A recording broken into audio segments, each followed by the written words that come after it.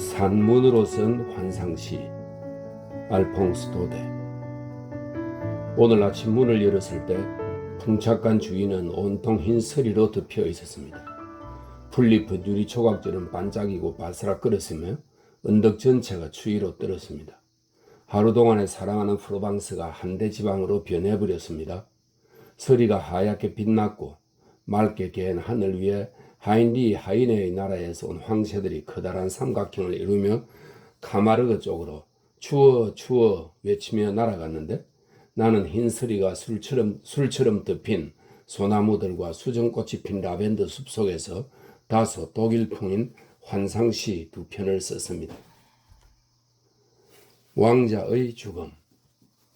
어린 왕자가 병이 들어 죽게 되었습니다. 왕국의 모든 교회에서는 왕자의 회복을 빌며 낮이나 밤이나 성체를 내어놓고 커다란 초에 불을 켜놓았습니다. 고색 창년한 거리는 고요하고 쓸쓸했으며 교회의 종소리도 들리지 않았고 마차들도 조용조용히 다녔습니다. 궁궐 주위의 주민들은 궁금해서 위험 있는 태도로 궁정 안에서 이야기를 하는 검줄단 뚱뚱보 위병들을 창살 틈으로 바라보았습니다. 성안이 온통 들끓었습니다. 시종들과 청지기들이 종종 걸음으로 대리석 청계를 오르내립니다. 현관에는 비단 옷을 입은 신하들과 시종들이 가득했으며 그들은 이리 몰리고 저리 몰리며 새로운 소식을 알아내려고 수군거립니다. 넓은 계단 위에서 눈물에 뺨이 되는 시녀들이 술을 놓은 고운 손수건으로 눈물을 닦으면서 서로 인사를 주고받습니다. 오렌지 온실 안에서 가운을 입은 의사들의 회합이 거듭됩니다. 그들의 기다란 검정 소매가 움직이고 길게 느린 가발이 점잖게 수그러지는 모습이 유리창 너머로 보입니다.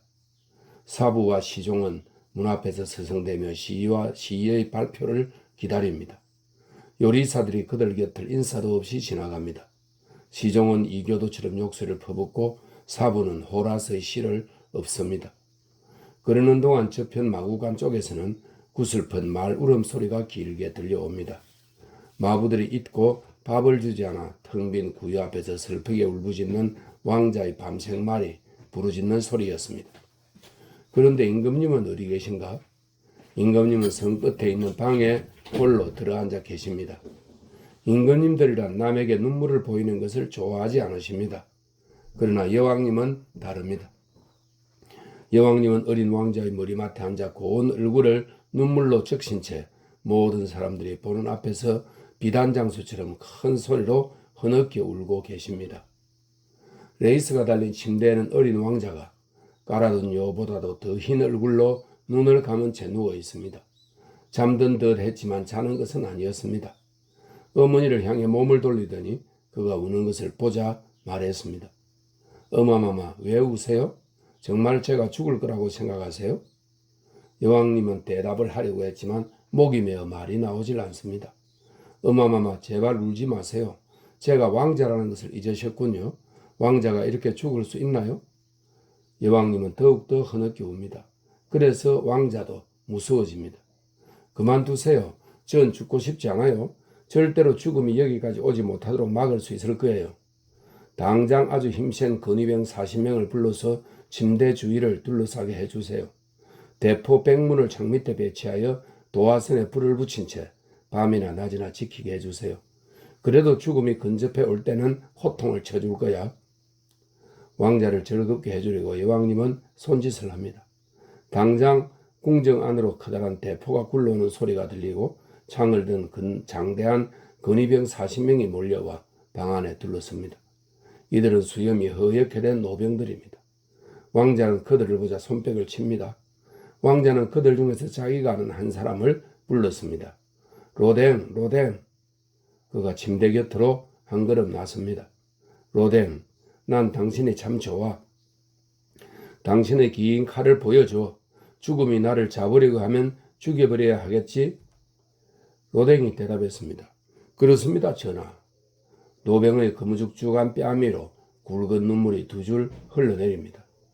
이때 궁중 사제가 왕자 곁으로 가까이 오더니 십자가를 보이며 낮은 목소리로 오랫동안 이야기를 합니다. 어린 왕자는 아주 놀란 얼굴로 이야기를 듣더니 갑자기 사제의 말을 가로막았습니다. 사제님의 말씀은 잘 알겠습니다. 그렇다면 친구 베포 녀석에게 돈을 많이 주고 나 대신 죽게 할 수는 없을까요? 사제는 낮은 목소리로 이야기를 계속합니다. 어린 왕자는 더욱더 놀란 얼굴을 합니다. 사제가 이야기를 다 끝내자 어린 왕자는 한숨을 쉬며 말했습니다. 사제님의 말씀은 한마디 한마디 나를 아주 슬프게 합니다. 하지만 저 하늘 위 별들의 낙원에 가도 나는 역시 왕자일 터이니 안심이 되는군요. 하나님은 나의 친척이니 나를 신분에 맞도록 대우하는 것을 잊으시진 않겠죠? 그러고는 어머니 쪽으로 몸을 돌리며 왕자는 덧붙여 말합니다.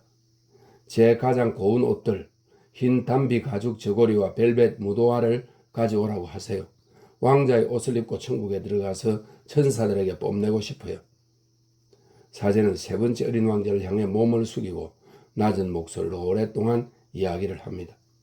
왕자는 화를 내며 말을 가로막았습니다. 그렇다면 왕자란 아무것도 아니군요. 그러고는 더 이상 이야기를 들으려고도 하지 않고 벽을 향해 돌아눕더니 왕자는 흐느껴 울었습니다. 들판의 군수님. 군수님은 순시종입니다. 마부를 앞세우고 시종들을 뒤에 거느린 군수님의 마차는 위엄있게 콩브 오페, 요정의 계곡의 공진회를 향해 움직이고 있습니다. 이 축제를 위하여 군수님은 수놓은 화려한 옷을 입고 작은 예물을 쓰으며 언줄 넣은 착 달라붙는 바지에 손잡이가 진주로 된 예도를 찼습니다. 군수님은 무릎 위에 놓은 무늬를 넣은 커다란 가죽 가방을 근심스럽게 바라보았습니다. 군수님이 무릎 위에 놓은 무늬 넣은 가죽 가방을 근심스럽게 바라보는 것은 잠시 후 요정의 계곡의 주민들에게 해야 될 훌륭한 연설문을 생각하기 때문입니다.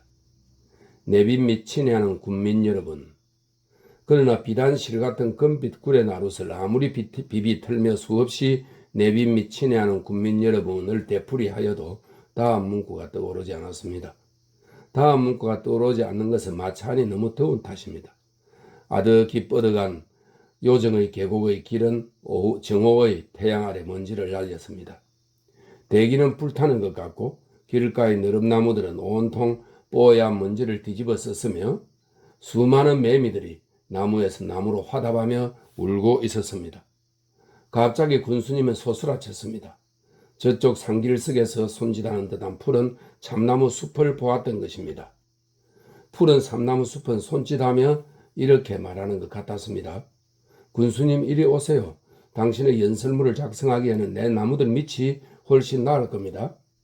군수님은 유혹에 지고 말았습니다.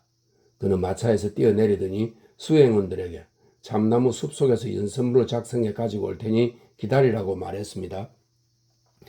푸른 참나무 숲속에는 새와 오랑캐 꽃과 보드라운 풀잎 아래 흐르는 샘물이 있었습니다. 화려한 바지를 입고 무늬 넣은 가죽 가방을 든 군수님을 보자 새들은 겁을 먹고 노래를 멈추었으며 샘물도 숨을 죽이고 오랑캐 꽃들은 잠디풀 속으로 숨었습니다.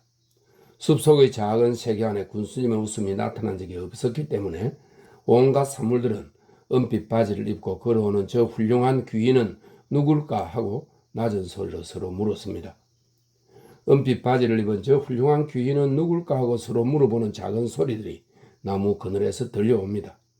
그러는 동안 군수님은 숲속의 고요와 시원함에 마음이 흡족하여 옷자락을 걷어올리고 모자를 풀 위에 벗어놓고는 작은 참나무 밑 있기 위에 앉았습니다.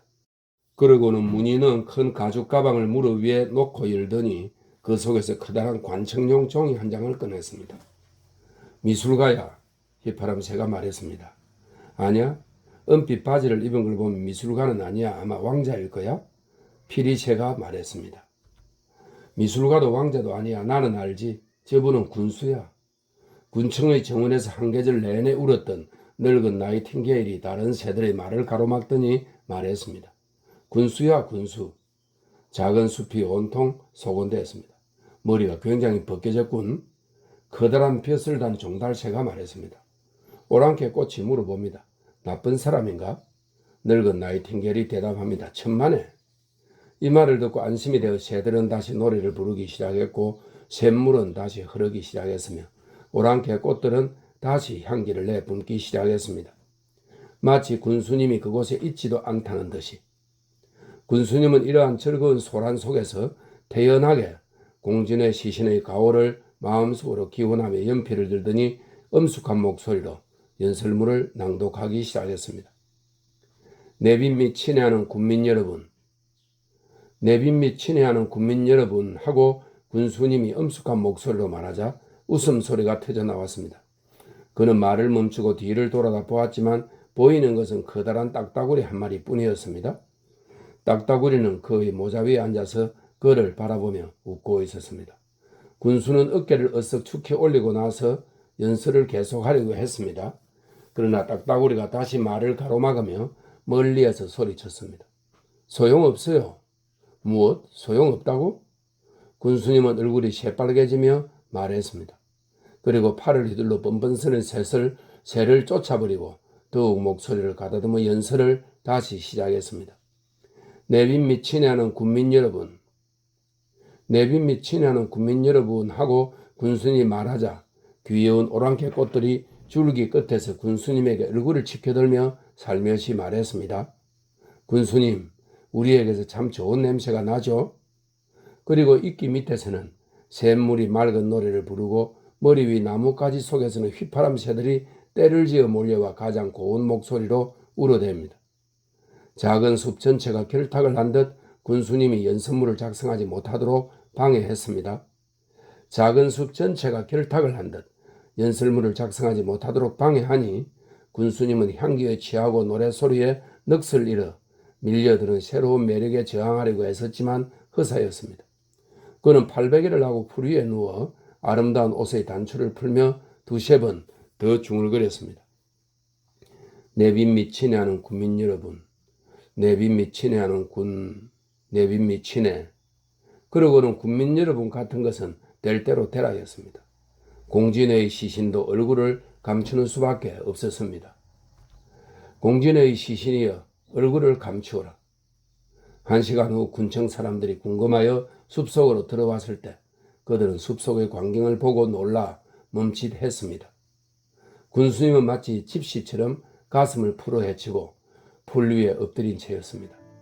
그는 옷을 벗어 던지고 오랑캐 꽃을 씹으며 시를 짓고 있었습니다.